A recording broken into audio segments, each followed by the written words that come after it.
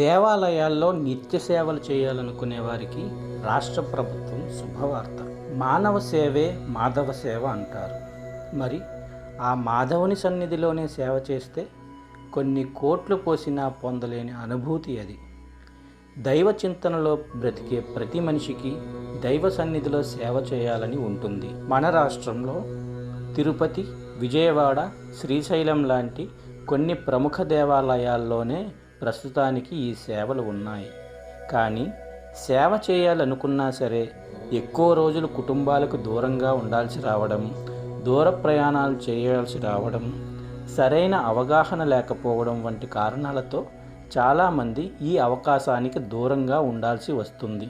రాష్ట్ర ప్రభుత్వం తాజాగా తీసుకున్న నిర్ణయంతో మన రాష్ట్రంలో ఉన్న అన్ని దేవాలయాలలో స్థానికంగా వాలంటీర్లను నియమించుకొని శ్రీవారి సేవకుల తరహాలోనే భగవంతునికి సేవ చేసుకునే అవకాశాన్ని కల్పిస్తుంది.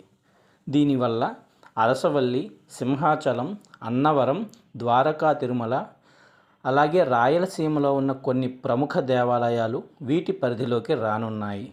దీంతో ఎక్కువ దూరం వెళ్లకుండా మన ప్రాంతాల్లోనే మనకు నచ్చిన రోజులు దేవుని సేవలో, భక్తుల సేవలో గడిపే అవకాశం అందరికీ వస్తుంది.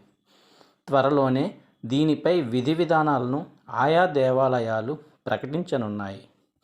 దేవాలయాల వివరాలతో, పూర్తి విధి విధానాలతో త్వరలోనే ఇంకొక వీడియో చేస్తాను.